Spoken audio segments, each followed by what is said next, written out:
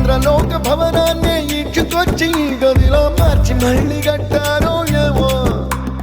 మాయజాలము తెలుసు మంత్రకారడి తెలుసు రెంటి కన్న ఇది ఇంకోటేమో నీలాకాశం నేలాకొస్తే ఇట్టాగే ఉంటాదో ఏమో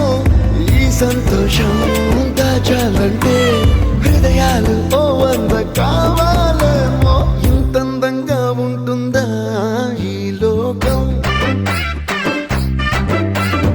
ఇన్నాళ్ళు ఈ మనసుకి తెలియాలేదే పాపం